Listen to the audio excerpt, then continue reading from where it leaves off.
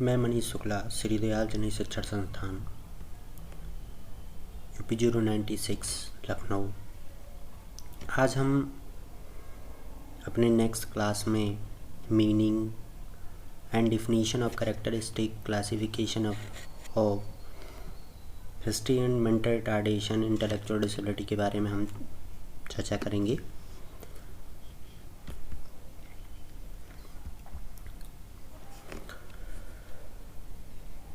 मानसिक मंदता बौद्धिक अक्षमता का इतिहास क्या रहा है। इटार्ड ने 19वीं सदी के आरंभ में ही बौद्धिक अक्षम बच्चों को सिखाने के कुछ प्रयत्न किए, जिसमें से जीन मार्क इटार्ड फ्रांसीसी चिकित्सक होने के साथ साथ उन्होंने एक व्यवस्थित शिक्षा की शुरुआत फ्रांस पेरिस में की। उन्होंने एवरान के जंगलों में एक जंगली बच्चे के साथ मेंटल रिटार्डेशन बच्चों को लेकर व्यवस्थित शिक्षा का एक अद्भुत सुधार उनके इस प्रयोग द्वारा देखने को मिला। इटार्ड ने के शिष्य एडवर्ड सेंगुइन ने बौद्धिक अक्षम बच्चों को पढ़ाते पढ़ाते इटार्ड की एक बुक से अभिप्रेरित थे, जो इटार्ड ने 1966 में idiocy and its statement by the psychological method book लिखी थी। उसमें जो सेंगुइन थे उन्होंने शिक्षा प्रणाली का विस्तार और विवेचन उसमें मिला, जिससे वे जो बौद्धिक अक्षम बालक थे उनको पढ़ाने में अत्यधिक लोकप्रिय हो गए। और साथ ही साथ पिनेल और सेंगुइन जो मांटीश्री थी वो भी उस आवासीय शिक्षा व्यवस्था में इलाज के साथ साथ उनकी शैक्षिक व्यवस्था का भी प्रयत्न किया गया यूरोपीय चिकित्सकों द्वारा। 1963 में पहला आवासीय विद्यालय अमेरिका के हुआन ग्राविन ने की। 1980 में मानसिक मंदता के लिए शिक्षण अधिगम विशिष्ट कक्षा आरंभ की गई।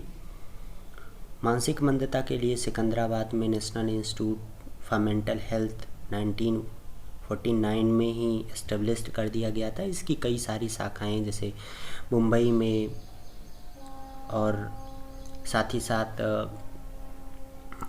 नोएडा में, दिल्ली में देखने को मिली थी।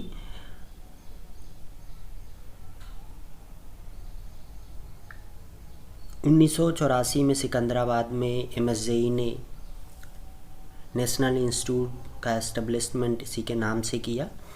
NIMH national institute for mentally handicap, जो आज इसे NIEPID के नाम से जाना जाता है, जो 1984 में एस्टेब्लिश्ड किया गया।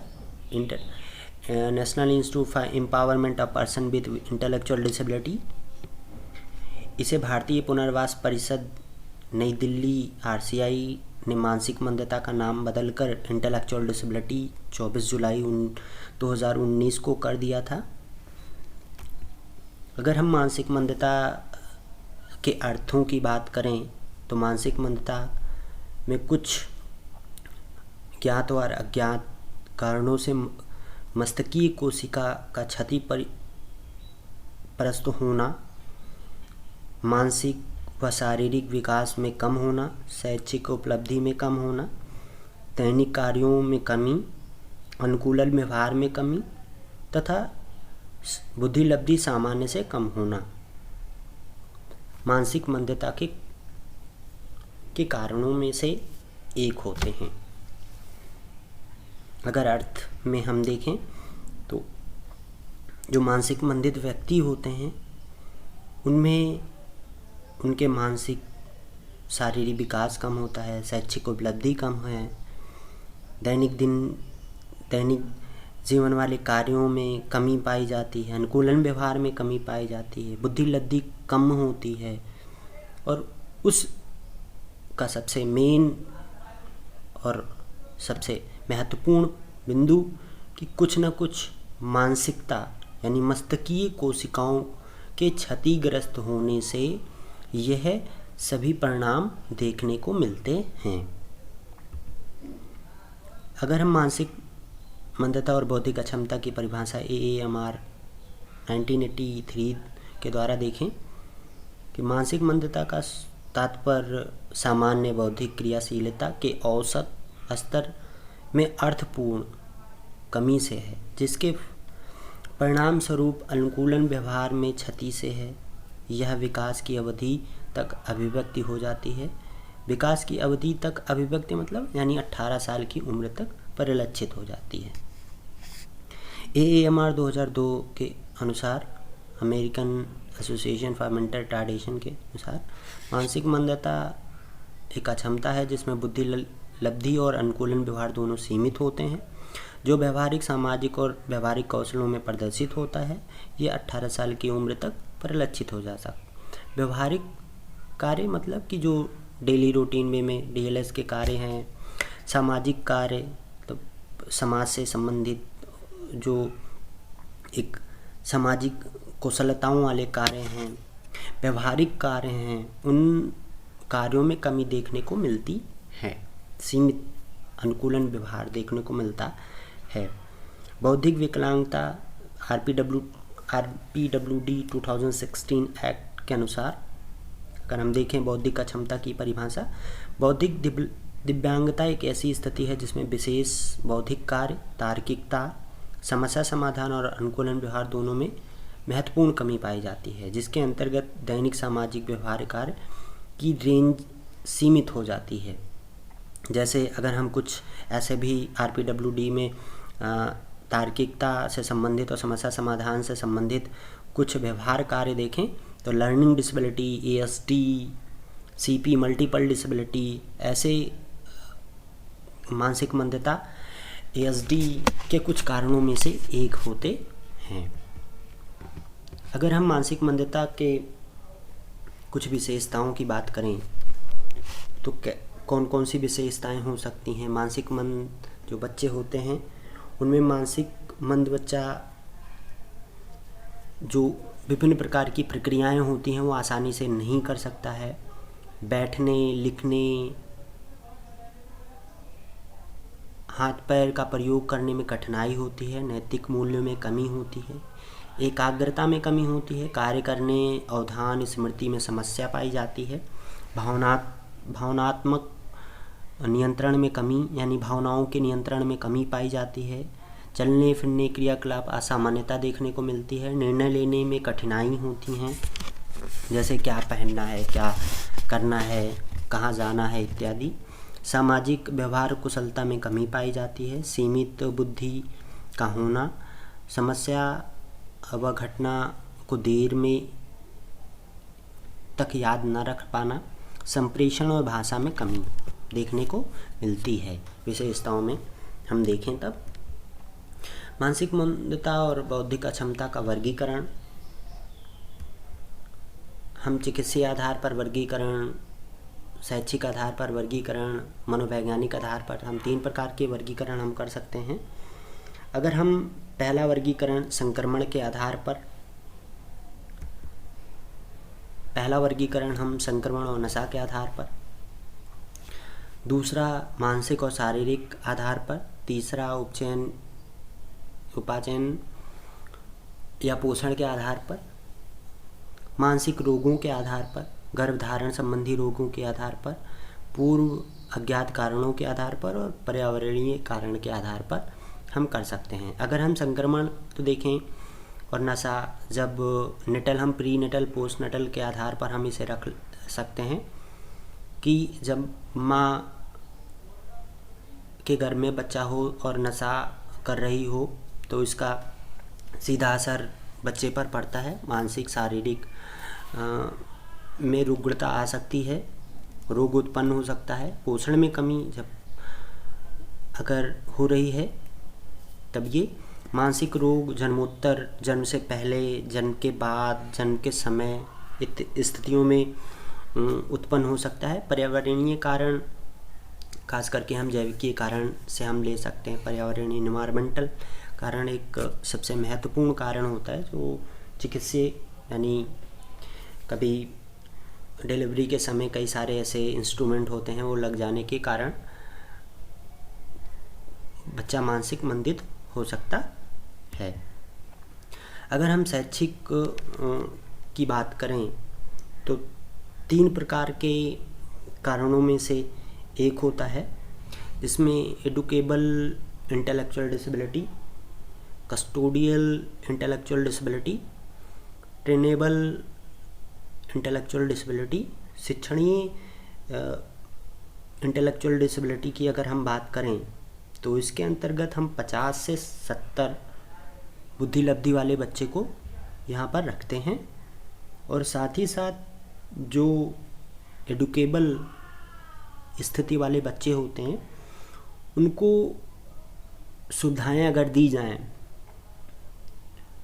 तो वह उन्हें सिखाया जा सकता है, उन्हें पढ़ाया जा सकता है, विभिन्न कार्य कौशलों में उनकी वृद्धि की जा सकती है। अगर हम ट्रेनेबल की बात करें, ट्रेनेबल जो खास करके सेकंड है, ट्रेनेबल की बात करें तो ट्रेनेबल इंटेलेक्चुअल डिसेबिलिटी को 35 से 50 तक हम रखते हैं। और ऐसे बच्चे को हम जो प्रतिदिन के कार्य होते हैं उसमें हम निपुणता ले आ सकते हैं। और साथ ही साथ इनको कम आवश्यकता की यानी कम सहारे की आवश्यकता पड़ती है। प्रशिक्षण देकर इन्हें आत्मनिर्भर बनाया जा सकता है। ट्रेनेबल यानी ट्रेनिंग देकर इन्हें आत्मनिर्भर बनाया जा सकता है। कस्टोडियल मतलब संरक्षणी, मतलब संरक्षण, यानी इन्हें संरक्षण की अत्यधिक आवश्यकता पड़ती है। इनकी बुद्धि लब्धि 20 से नीचे होती है।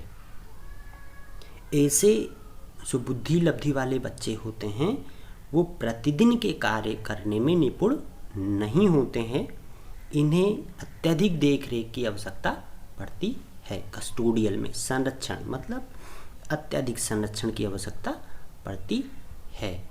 अगर हम मनोवैज्ञानिक वर्गीकरण की बात करें, साइकोलॉजिकल, तो इन्हें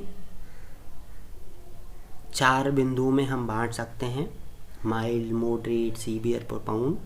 हम बॉर्डर लाइन को भी लिखते हैं, यानी सामान्य स्थिति, बॉर्डर लाइन की बात अगर हम करें। माइल्ड को हम 50 से 70 के उसमें रखते हैं।